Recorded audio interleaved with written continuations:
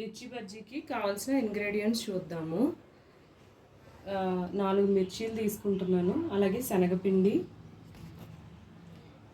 కారము, సాల్ట్, అలాగే మనకి పసుపు వేద్దాము. ఇప్పుడు మిర్చీస్కి ఒక స్లిట్ చేసి మనం పక్కన పెట్టుకుందాము. ఇలాగ మధ్యలో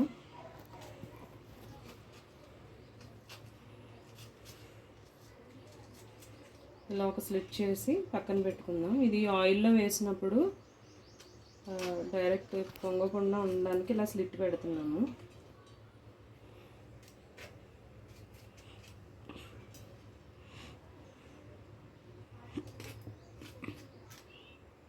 ఓకే, ఈ 4 ఇలా పెట్టిన తర్వాత మనము శనగపిండి వేసుకున్నాము.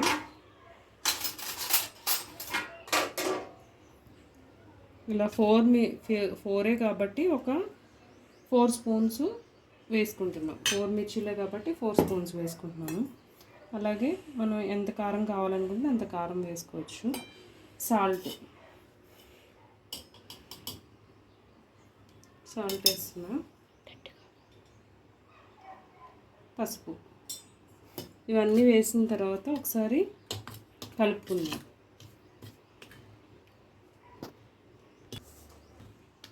దీంట్లో కొంచెం వాటర్ యాడ్ చేసుకుందాం. వాటర్ యాడ్ చేసి లంప్స్ లేకుండా మనము కలుపుదాము. ఫస్ట్ దీన్ని కలుపుదాము. ఇంకా వాటర్ కావాలి అనుకుంటే యాడ్ చేద్దాం.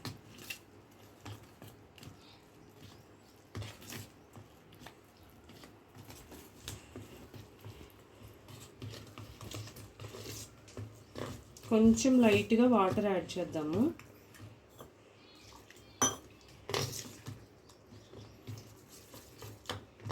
వాటరు కలిపినప్పుడు కాసేపు అలా లీవ్ చేస్తే శనగపిండి మొత్తం పీల్చేసుకుంటుంది కాబట్టి కొంచెము మనకి వాటరు ఎక్కువైనట్టు అనిపించినా కూడా కాసేపు అలాగా మనం సైడ్ పెట్టేస్తే అది కాస్త గట్టిగా అయిపోద్ది. ఒక 10 మినిట్స్ 15 మినిట్స్ అలా ఉంచితే ఇలా కలుపుకొని పక్కన పెట్టుకుందాం.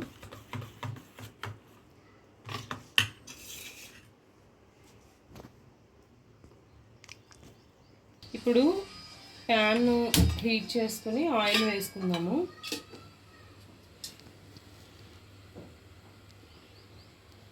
బజ్జీలు వేయించడానికి హీట్ అవుతూ ఉంటుంది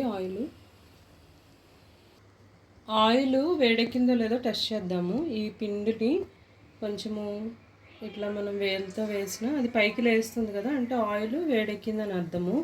ఇప్పుడు మనం ఈ మిర్చిని శనగపిండిలో ఇలా డిప్ చేసి ఆయిల్లో వేద్దాము. రిమైనింగ్ 4 కూడా అలాగ మనం ఆయిల్లో వేద్దాం. ఇవి సన్న మిర్చి కాబట్టి కొంచెము చిన్నగా వస్తున్నాయి. అయినా మనము మళ్ళీ వేడి అయిన తర్వాత మళ్ళీ దీంట్లో వేసి చేస్తే బాగా వస్తాయి.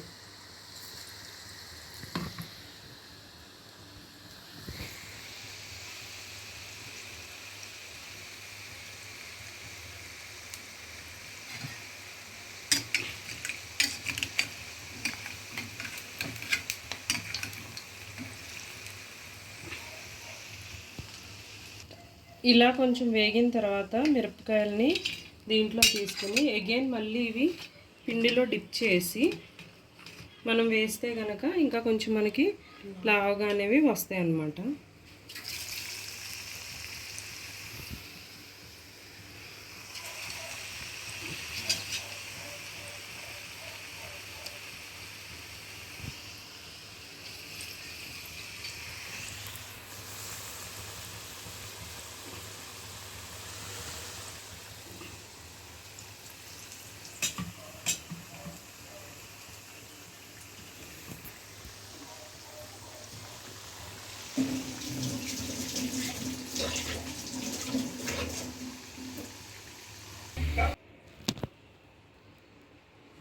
మనం ఇందాక ఫ్రై చేసుకున్నాం కదా, ఆయిల్లోంచి తీసి పెట్టుకున్నాం. ఇవే మిర్చి బజ్జీ. ఇంకా హాట్ మిర్చి బజ్జీ రెడీ అయిపోయింది.